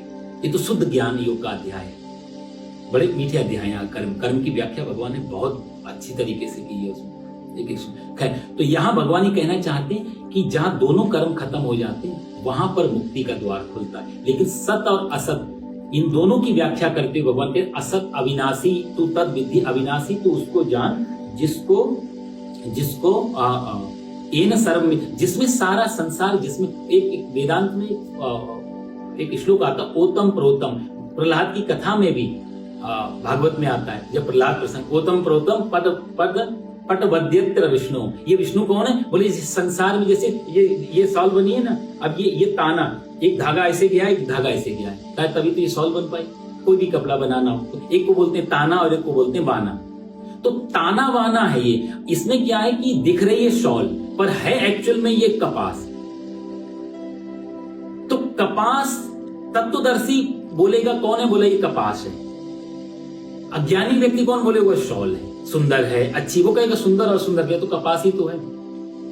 गोरी हो या काली हो, पर चादर है ये खाल की। चूम कर खुश होता है तू जिसको समझता गाल है, और ध्यान से देखो उसे वह गाल है कि खाल है। इतना अंतर पड़ जाता है ज्ञानी और अज्ञानी में। तो ओतम प्रोतम, ये ताना वाना के बीच में जो ये घूम रहा है कपड़ा, ये असत है। और ये अविनाशी तो तद्विद्धि, अविनाशी कौन है? जो इसके भीतर कपास है, वो अविनाशी। ये चादर पहले नहीं थी, ये चादर आगे भी नहीं रहेगी, लेकिन जिससे ये बनी वो रह सकती। सारे आभूषण, सोना लिया, सोना ले, आप कान कुंडल हैं, ब्रेसलेट, नेकलेस सब लिया, एक दिन खुंदक आई, आपको नहीं चाहिए कुछ भी, सब बवाल है, तो आपने लिया, धनकुटा में जाके फूट दिए। अब वो क्या हाथ में आपके आ गया? सुवर्ण। अब गोल्ड मेटल आ गई, राइट, अब सुवर्ण आ गया हाथ में। अब तो आप कहोगे मेरा कुंडल मर गया, ब्रेसलेट मर गया, एक तो ये भी कह सकते, लेकिन ज्ञानी ये कहेगा मरा कुछ नहीं, जिनका उसी सोने से दोबारा सुनार फिर से कुछ बना सकता है, वही कुंडल बना सकता है, फिर से ब्रेसलेट बना सकता है, फिर से नेकलेस बना, ऐसी चीजें बन सकती। तो अज्ञानी की दृष्टि में कुंडल और कंकण का नाश हुआ, ज्ञानी की दृष्टि में जो नाम, रूप और आकार, तीन चीजें, इनका विनाश हो गया। जो असत था उसका विनाश हो गया, जो सत था उसके अंदर सोना वो रह गया। तो दो ना होने के बीच में जो है दिखता है वो, जैसे एक रूम, मान लीजिए एक मंदिर है, इस मंदिर में खाली जगह है, राइट। ये इसको हम रूम बोलते हैं कि एक रूम है। ये दीवारें कल नहीं थी तो भी ये जगह थी, स्पेस तो थी नहीं।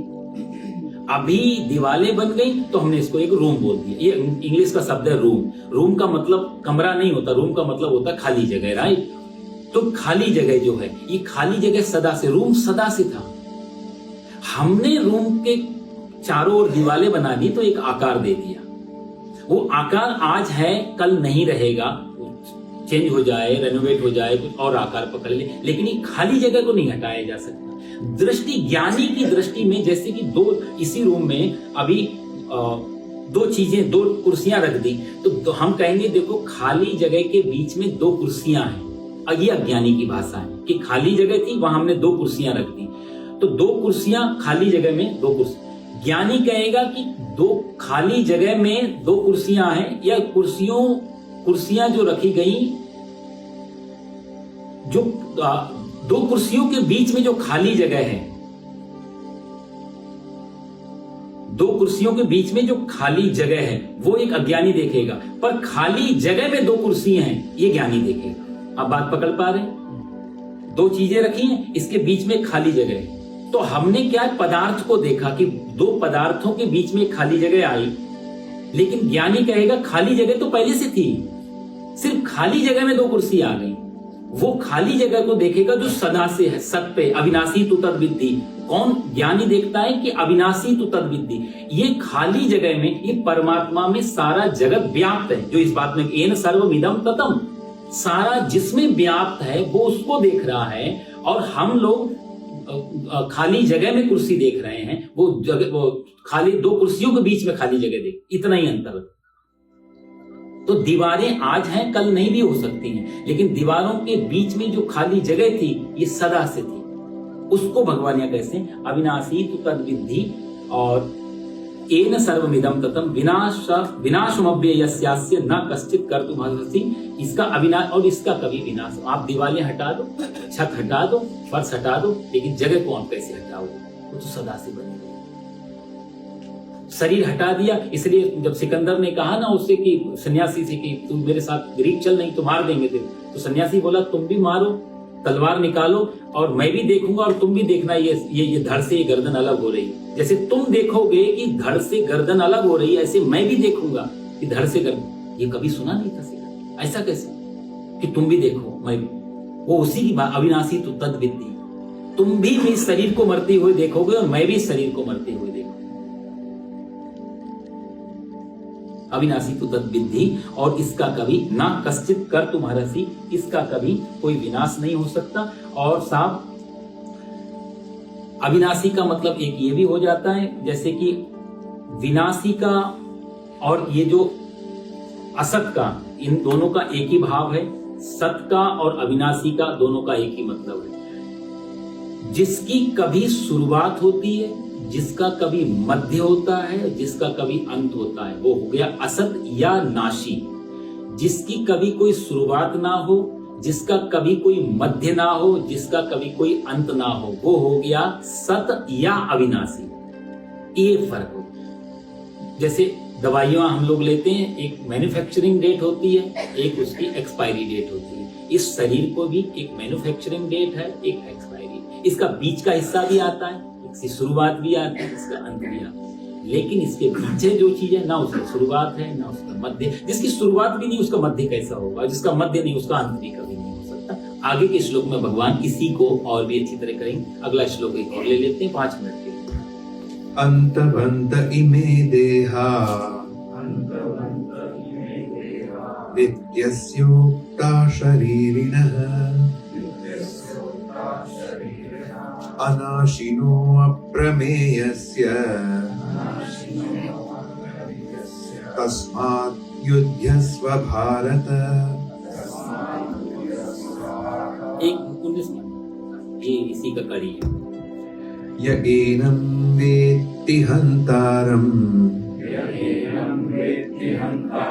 यश्चैनं मन्यते हतम् उभौ तौ न विजानीतो नायं हन्ति न हन्यते। यहाँ भगवान बहुत अच्छी बात कहते हैं, अंतवंत इमे देहा, उसी बात को भगवान और सरल कर रहे हैं। अंतवंत है ये शरीर, क्या है? अंतवंत का मतलब होता है जो विनाश की तरफ है, जिसका अंत होने वाला। जैसे किसी के पास धन हो तो धन वाले व्यक्ति को कहेंगे धनवंत, किसी के पास बल हो तो हम बोलते हैं बलवंत। ऐसे नाम होते हैं ना, बलवंत और धनवंत, श्रीमंत, जिसके पास। तो ऐसे शरीर का नाम क्या है? अंतवंत। हम लिखते हैं शादी के कार्डों में आते ना, चिरंजीव, इनका और सौभाग्य, ये चिरंजीव शब्द है। यहाँ गीता के हिसाब से लिखना चाहिए अंतवंत, और ये नाम और इनका, क्योंकि भगवान यहाँ शरीर को अंतवंत शब्द से बोले। इसका काम ही यही है, ये शिव मनने के नाम और कुछ नहीं करते। ये अगला श्लोक जो आएगा नेक्स्ट क्लास में, वो इसी न जायते म्रियते वा कदाचित नायम भूतो भविता वा न भूया। तो यहाँ भगवान कहते हैं अंतवंत। इस शरीर जो है, ये जैसे मैं अभी आपको बता रहा था कि इसकी शुरुआत भी है और इसका अंत भी है। क्योंकि जब एक चीज पे डाल दी, चीज की मैन्युफैक्चरिंग डेट डाल दी, एक्सपायरी डेट डालनी ही पड़ेगी। तो ये जिस दिन जन्म हो गया, पहला क्षण, उसी समय से इसकी आ गई एक डेट निश्चित हो गई। इस दिन हाँ, स्थान अलग होगा, समय अलग होगा, 7 दिन में होगा जो कुछ होगा, मंडे टू संडे। इसी में हम पैदा हो जाते हैं। मंडे टू संडे बचपन, मंडे टू संडे के बीच में जवानी, मंडे टू संडे के बीच में बुढ़ापा, और मंडे टू संडे के बीच में ही हमारा मृत्यु हो जाती है। 8वां दिन किसी के लिए बच्चे नहीं, सब कुछ इसी में हो जाता है। इसलिए शरीर का नाम है अंतवंत। तो ये अंतवंत इमे देहा, ये जो देह है, ये जो शरीर है, इसका नाम है अंतवंत। और नित्य युक्ता शरीर, शरीर नहीं, यहाँ शरीरी शब्द दे रहे हैं। और जो इसके भीतर बैठी हुई चीज है वो शरीर। ये भगवान बहुत आत्मा को ना बहुत सारे नामों से, कहीं शरीरी बोलेंगे, कहीं देही बोलेंगे, कहीं डायरेक्ट आत्मा बोल देंगे, कहीं सत बोल देंगे, अलग अलग, पर है वो एक ही चीज। तो ये कहते हैं अंतवंत इमे देहा, ये अविनाशी, जानने में न आने वाले, नित्य रहने वाले इस शरीरी के, ये देह अंतवंत वाले, देहा अंतवंता उक्ताहा, उक्ताहा मतलब बोले गए, कहे गए हैं। तस्मात् भारत युद्ध से, इसलिए तू इनको युद्ध कर। यहाँ भगवान ने फिर से उसको आदेश दिया है, तस्मात् युद्धस्य भारत। इसलिए इस लाइन को पकड़ के बड़ी परेशानी हुई। इसी लाइन से तो ये कंट्रोवर्सी थी। अर्जुन के इतने तर्क देने के बाद, इतने अच्छे बातें कहने के बाद भगवान उसको फिर कहते हैं, गांधी जी को गीता कभी नहीं बची। गांधी जी की गीता पढ़ो, हमेशा एक बात को दो। कहते काश भगवान ने रोक दिया होता युद्ध, काश अर्जुन की बात मान ली गई होती, इतना बड़ा हंगामा नहीं होता। क्योंकि इसलिए उनको कुछ नहीं सूझा। तो गांधी जी ने कई जगह लिखा है कि ये मेटाफर है, सिंबॉलिक है, ऐसा हुआ नहीं, ये सिर्फ हमारे और उनके बीच की लड़ाई है। ये आपस में जो हमारा मन का भीतर जो द्वंद्व है, और एक मन कहता है कि जाना चाहिए, इधर मन कहता नहीं, यही दो, कहीं दुर्योधन बन जाता है, कहीं युधिष्ठिर बन जाता है, कहीं कृष्ण बन जाता है, कहीं भीष्म, ये सब मन का ही अपना खेल। वो भी उनका भाव है, उन्होंने कभी युद्ध को स्वीकार, इसलिए जितने भी शांतिवादी दुनिया में लोग होंगे इसको स्वीकार नहीं। वो कहते हैं गीता या तो इमोरल है या इमोरल है, मोरल तो बिल्कुल नहीं, क्योंकि युद्ध जैसी बात कहते मार और काट। लेकिन इससे पहले कितनी सुंदर बात भगवान कह चुके, अंतवंत शरीर तो नहीं भी मारेगा तो भी अर्जुन ये तो मरने वाले ही हैं, ये तो चले ही जाएंगे। गांधारी को भी कहां पची बात, गांधारी को भी देखो ना, अब लास्ट में जब खत्म हो गया तो उन्होंने शाप दिया है गांधारी ने कृष्ण भगवान कि मैं जीवित हूं और मेरे सामने मेरे सारे पुत्र मारे गए, मैं तुम्हें शाप देती हूं, तुम भी जीवित रहोगे, तुम्हारा खानदान तुम्हारे सामने मरेगा, कुछ नहीं कर पाओगे। बहुत सारे लोग नहीं पकड़ पाए कृष्ण को, समय भी जब जीवित थे सब कुछ था। बाकी लोग तो शांतिवादी, तो अभी की बात है। कहने का बात यह है कि इस समय नीति जो होती है या जो भी वो समय के हिसाब से बदलती रहती, सत्य कभी नहीं बदलता। भगवान ने यदि ये सत्य नहीं होती, सिर्फ नीति होती, तो ये आज नहीं कल चेंज हो जाती, जैसे संविधान चेंज होते हैं, चेंज हो जाती। गीता इसलिए नीति शास्त्र नहीं है, गीता एक धर्म शास्त्र है और सदा रहने वाला नित्य शास्त्र है। इसलिए इसको राष्ट्रीय शास्त्र यदि घोषित किया जाए, धर्म शास्त्र, तो कोई और सबके लिए माना जाए। अभी तक आप बताओ, मैंने कभी भी एक बार भी भगवान ने कि आओ कि शंकर जी को जल चढ़ाओ तो मुक्ति अच्छा रहेगा, कृष्ण भगवान किसी की बात ही नहीं कर रहे, किसी देवालय की बात नहीं, किसी देवी देवता की बात नहीं, किसी माला की बात, कोई मंत्र की बात नहीं। कैसे जीना चाहिए, कैसे संसार को देखना चाहिए, सिंपल सी बात। सबके काम, कोई भी व्यक्ति बैठा हो, किसी भी धर्म से बिलोंग करता हो, सबके काम किए। अंत बनते में देखा, अब हमारा शरीर अंत बनते से भारत के शरीर के लोगों का ही अंत बनता है, अमेरिकन लोगों का नहीं होगा। एक ही प्रोसीजर, बच्चा आता है दुनिया में, बुढ़ापे की तरफ से जाता है, एक ही रास्ता, एक ही जाने का, सब कुछ भगवान का एक जैसा बना। और यदि एक जैसा नियम है तो पीछे संविधान भी एक होना चाहिए और संविधान का रचयिता भी एक ही होना चाहिए। इस अर्थ में ईश्वर एक हो जाता है, फिर दो नहीं है ईश्वर, नाम अलग अलग दे दिए। कि ईश्वर दो होते तो कुछ तो चेंज करते हैं। बूढ़ा आ जाता है बचपन से मरदा, उसके भी हमारे जैसे हम लोग भी भिड़ जाते हैं, हम ऐसे से हाथ धोते, कोई ऐसे से हाथ धोते, कि हम नहीं मानेंगे तुम्हारे प्रोटोकॉल नियम। तो ईश्वर भी उनको बदल सकते थे, हम तो बुढ़ापा पैदा करेंगे और बचपन मारेंगे, ऐसा भी कैसे। लेकिन ऐसा कहीं भी पूरी पृथ्वी पे नहीं हो रहा, किसी में भी नहीं हो रहा। इसका मतलब पीछे रचना एक जैसी दिखती हो तो रचनाकार एक ही जैसा हो, दो नहीं हो सकते। नाम और ये सब इनका झगड़ा है, देखा जाए दो चीजें नहीं, भगवान का। इसलिए हमारे तो पहले से शास्त्र होते हैं, बाकी सब जहां साहब जिनका देखो, किसी भी धर्म के मजहब के प्रवर्तक को हटा दो, मजहब खत्म हो जाता है। आप मजहब के पुराने एक प्रवर्तक है जिसने ये मजहब चलाया, उस व्यक्ति को खत्म कर दो, उस व्यक्ति का नाम हटा दो, उससे पूछो उसके बाद, उससे पहले क्या था, आदमी के पास कोई उत्तर नहीं रहेगा। एक सनातन धर्म ऐसा है, आप यहां से कृष्ण को हटा लो तब भी धर्म था, आप यहां से राम को हटा लो तो भी धर्म, आप यहां से विष्णु जी हटा लो तो भी धर्म। इसी के लिए इसका नाम सनातन है, सदा नित्य हमेशा जो रहे उसी का नाम सनातन धर्म। ये बाकी इसके अंदर से ही सब चीजें दूसरे मजहब निकलते रहे, और मजहब की लड़ाइयां फिर हमेशा किसी ने एक चीज को ये इसी श्लोक के कारण जो भगवान ने कहा तस्मात् विद्युष वार्ता, जैन धर्म हमारे भारत में है साहब। जैन धर्म के जो बड़े बड़े विचारक थे, अब तो लगभग जो भी यहाँ जैनी भाई बैठे उनको मालूम होगा कि जैन धर्म में भगवान श्री कृष्ण को इसी लाइन के कारण उन्होंने स्वीकार नहीं किया ये भगवान है, और उनको कह दिया ये साथ में नरक में जाके रहेंगे जब तक ये कलयुग रहेगा, उसके बाद में दोबारा से फिर भगवान इंद्र बनेंगे, जो भी आगे। तो आज भी जैन धर्म में कृष्ण को नरक में डाला हुआ, शुद्ध अहिंसावादी धर्म है। कैसे स्वीकार कर ले कि लाखों करोड़ों को मारने की जिम्मेदारी उस व्यक्ति को भगवान मान ले? नहीं मान सकते। अंत बनते में देहा, तो इसलिए ये शरीर जो है ये अंतबंत है, और ये इस पे हमारा कोई कंट्रोल नहीं है। इसलिए देखो सब शरीर पे हमारा, यदि हम शरीर को मैं मान के चलते हैं, जो चीज मेरी होती तो मैं अपने हिसाब से उसको चेंज कर सकता हूँ, राइट। मेरा मोबाइल है, मैं जब चाहे फोड़ दो, जब चाहे उसको कुछ भी कर सकता हूँ, लेकिन शरीर के साथ मैं कुछ नहीं कर सकता। यदि मुझे बचपन अच्छा लगता है तो मैं चाहूँ मैं बचपन में रहूं, नहीं रह सकता। मैं चाहूँ मैं जवानी अच्छी लगती मैं जवान बना रहूं, नहीं रह सकता। मैं चाहूँ मैं जिंदा रहूं, नहीं रह सकता। जन्म मेरी मर्जी से नहीं, जवानी मेरी मर्जी से नहीं, बचपन मेरी मर्जी से नहीं, बुढ़ापा मेरी मर्जी से नहीं, जीना मरना रोग मेरी मर्जी से नहीं। कोई नहीं चाहता रोगी होना, रोग आ जाते हैं। इसका मतलब हमारा शरीर पे भी कंट्रोल नहीं है। देखा जाए तत्व दृष्टि में शरीर भी मेरा नहीं है, ये मेरे को मिला हुआ है किसी चीज, इसके कंट्रोल किसी और का है।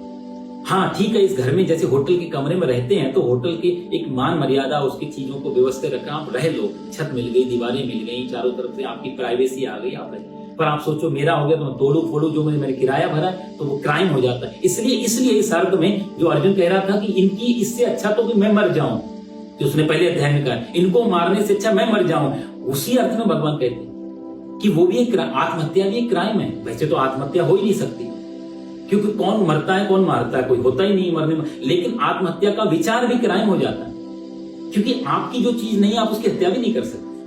आप अपनी मर्जी शरीर में नहीं आए तो आप अपनी मर्जी से शरीर छोड़ भी नहीं सकते, इसलिए आत्महत्या कराएं।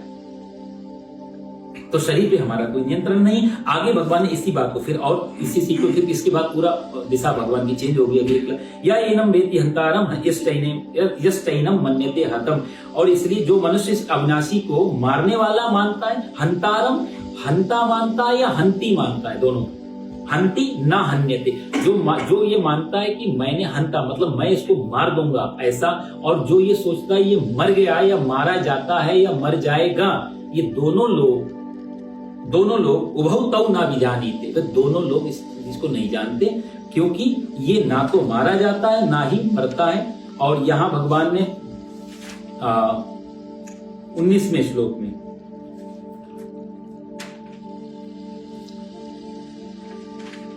उभौ तो ना विजानी तो ना यह हन्यते हन्ति ना हन्यते, ना तो ये मारा जाता है और ना ही कभी ये मरता है, क्योंकि मृत्यु असंभव है। और इसके पहले श्लोक में भगवान कहते हैं क्योंकि जिसको तू सोचता है कि मैं मार दूंगा, ये मरा हुआ है पहले से, तेरे बिना मारे भी मरेगा। और जो ये सोचते ये मर गया है वो भी गलत सोचते, क्योंकि इन चीजों का आगे भगवान कहेंगे कि जैसे कुछ चीजें बिखर गई वायु वायु में, अग्नि अग्नि में, जल जल में, ऐसी चीजों का जो विसर्जन हो, इसलिए हमारे यहाँ मूर्ति का बोलते ना विसर्जन करना। जिससे आई मिट्टी की मूर्ति ली, हमने बनाई, पूजा की, एक टाइम पूरा हो गया, उसको उसी में तेरा तुझको अर्पण किया, विसर्जन। इसलिए विसर्जन शब्द बहुत अच्छा है, मृत्यु से अच्छा सुंदर शब्द है विसर्जन, या ब्रह्मलीन शब्द जो हम लोग मिला, जो चीज जहां से आई उसी में जाकर के वापस मिल गई।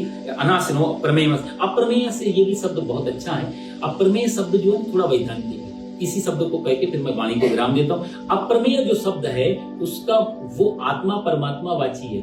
देखो किसी चीज को जानना हो ना तो तीन चीजें चाहिए होती हैं किसी चीज को जानना। एक होता है प्रमेय, एक होता है प्रमाण और एक होता है प्रमाता। तीन शब्द होते हैं शास्त्रों में। प्रमेय शब्द का होता है कि जिस चीज को जैसे मैं इसको देख रहा हूं तो ये हो गया प्रमेय, जिसको देख रहा हूं प्रमेय। और जो प्रमाण है कैसे मैं देख रहा हूं, तो मैंने आंखों से देखा इसको, तो जैसी आंखों से देखा तो आंखें हो गई प्रमाण। जैसे बोलते ना कि मेरी आंखें प्रमाण है, मेरे सामने इन्होंने ऐसा किया, तो वो आंखें हो गई प्रमाण। और क्या किया वो हो गया प्रमेय। और कौन कह रहा है वो होता प्रमाता, जानने वाला, ज्ञाता को प्रमाता कहा। ये तीन शब्द से मिलकर। तो किसी भी चीज को यदि जानना हो उसके बारे में तो तीन चीजें चाहिए आपको, प्रमेय चाहिए, प्रमाता चाहिए और प्रमेय, प्रमाण और प्रमाता, तीन चीजें आपको चाहिए। तीन के बिना किसी वस्तु का ज्ञान नहीं हो सकता। ये जो शब्द हमारे यहाँ माता को, मदर को हम लोग माँ बोलते, जो माता शब्द था ना, इसी प्रमाता से निकला। कौन बता रहा है? आंख ने दृश्य देखा तो आंख तो नहीं बता सकती ना साहब मैंने ये ऐसा देखा, बताने वाला कोई भीतर ज्ञाता चाहिए ना। तो जो ज्ञाता है ये आंख तो इंस्ट्रूमेंट हो गई, तो टूल्स हैं बाहर के, तो टूल को नहीं मालूम ना मैंने क्या करना है। आंख कान सुन रहा है, तो हर समय आप सोते हो तो भी कान खुला रहता है, आप रुई लगा के नहीं सोते। लेकिन उस समय जो ज्ञाता था, जो सुन सकता, सुन समझ सकता, वो अभी ऑफ है, वो बंद है, वो उसका तार टूटा हुआ है नींद में। समाधि और नींद में यही तो अंतर है कि जो इंद्रिय हैं इनसे हमारा कनेक्शन हट जाता है उस देर के लिए। तो आंखें यदि आप खोल भी दो तो भी दिखता नहीं है, क्योंकि अंदर कुछ पता नहीं चलता। कान भी खुले रहते, सुनाई नहीं देता। सारी इंद्रियां जो की त्यों रहती हैं। इसलिए मृत्यु छोटी, नींद छोटी मृत्यु है, अस्थायी मृत्यु है, और मृत्यु स्थायी मृत्यु है। तो इसलिए जो पीछे ज्ञाता, जो नूअर है, जो जानकार है भीतर ज्ञाता, वो व्यक्ति आंख को बताता है, आंख से बताता है कि मैंने आंख से ये देखा। और तो दृश्य और देखने वाली, जिससे देख रहे इंस्ट्रूमेंट, वो टूल्स ये, और पीछे हो गए प्रमाण। तो ये जो प्रमाता शब्द में निकला, ये इसीलिए निकला क्योंकि जब एक बच्चा पैदा होता है तो सही में उसको कौन बताएगा कि तुम किसकी संतान हो, तुम्हारा पिता कौन है। तो प्रमाता से प्र निकल गया, वही माता शब्द है कि वही सही बता सकती है कि तुम्हारा पिता कौन है। यहां पर भी प्रमाता यही अंदर अनकॉन्शियस ही वही बता पाएगा ये दृष्टि कौन है और दृष्टा कौन है, किसने देखा। कितना सुंदर शब्द था ये माता शब्द, इतना ये हमारे यहाँ संस्कृत की ये खूबी है, ये शब्द लाके दिए हमको। इसका बड़ा अच्छा पीछे भाव था, ये वेदांत के शब्द थे।